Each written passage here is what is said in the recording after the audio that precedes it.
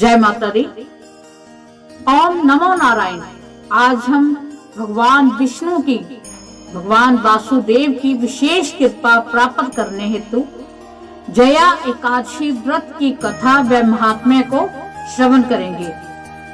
ये जया एकादशी माघ शुक्ल पक्ष की एकादशी है और इसमें कथा श्रवण करने मात्र से भगवान विष्णु, भगवान नारायण, भगवान वासुदेव अत्यंत प्रसन्न होते हैं। तो चलो भगवान नारायण को प्रसन्न करने हेतु, उनकी विशेष कृपा पाने हेतु हम श्रवण करते हैं माघ शुक्ल पक्ष की एकादशी जया एकादशी की व्रत कथा व महात्म्य। श्री कृष्ण भगवान बोले कि हे राजन, माघ मास की शुक्ल पक्ष एकादशी का नाम जया है। इस एकादशी के व्रत से मनुष्य भूत प्रेत पिशाच आदि की योनि से छूट जाता है। अतः इस एकादशी के व्रत को विधि पूर्वक करना चाहिए। हे राजन, मैं एक पौराणिक कथा कहता हूँ, उसे सुनिए। एक समय इंद्र स्वर्ग लोक में राज्य करता था। वहाँ अमृत का पान कर नंद वन में अप्सराओं के साथ अनंत पूर्वक क्रीड़ा करता था। एक समय इंद्र अपनी इच्छा के अनुसार अप्सराओं के साथ रमन कर रहा था। उस जगह गंधर्व गान कर रहे थे। वहाँ गंधर्व में प्रसिद्ध पुष्पदंत तथा उसकी लड़की चित्रसेन की स्त्री मलिन ये सब थे। उस जगह मलिन का लड़का पुष्पवान और उसका लड़का माल्यावान था।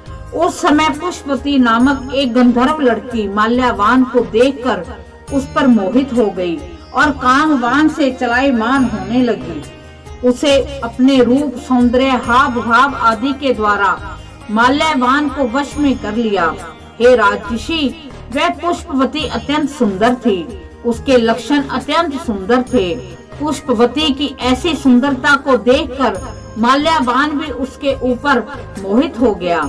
अतः ये दोनों कामदेव के वश में हो गए। परंतु फिर भी इंद्र के बुलाने पर नाच गाने के लिए जाना पड़ा और अप्सराओं के साथ अपना गान शुरू किया।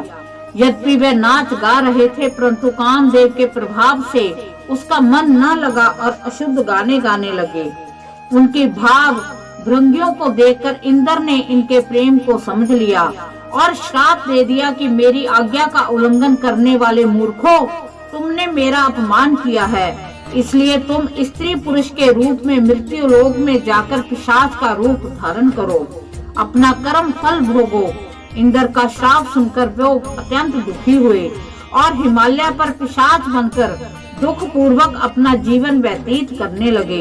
उन्हें गंध, रस, स्पर्श आदि का कुछ ज्ञान नहीं था।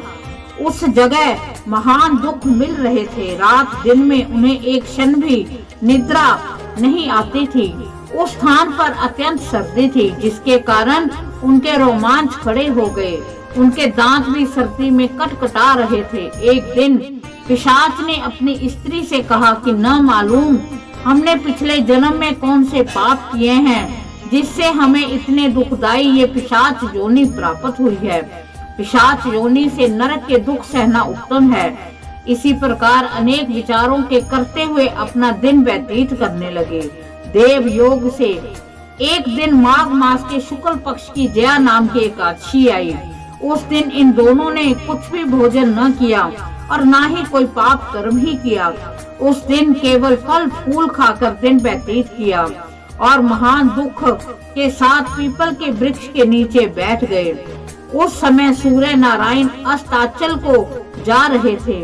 वह रात्रि इन दोनों ने एक सुंदरी एक दूसरे में से सटकर बड़ी कठिनता से काटी। दूसरे दिन प्रातःकाल होते ही भगवान के प्रभाव से इनकी देह छूट गई और अत्यंत सुंदर अप्सरा और गंधर्व की देह धारण करके तथा सुंदर वस्त्रों तथा आभूषणों से अलंकृत होके स्वर्ग लोक को चले गए।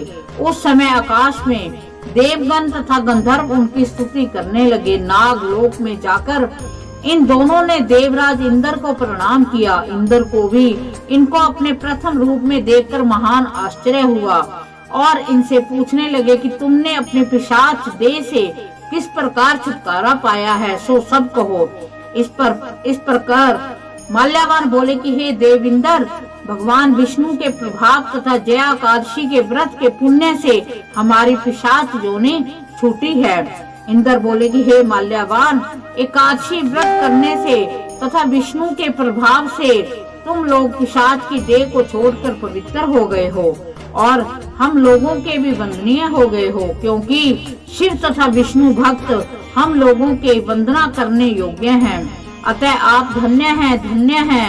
अब तुम पुष्पवती के साथ जाकर विहार करो। हे युधिष्ठिर, इस जया एकादशी के व्रत करने से समस्त योनि नष्ट हो जाती है। जिस मनुष्य ने इस एकादशी का व्रत किया है उसने मानो सब तप यज्ञ दान किए हैं। जो मनुष्य भक्ति पूर्वक जया एकादशी का व्रत करते हैं वे अवश्य ही सहस्र वर्ष तक स्वर्ग में निवास करते हैं।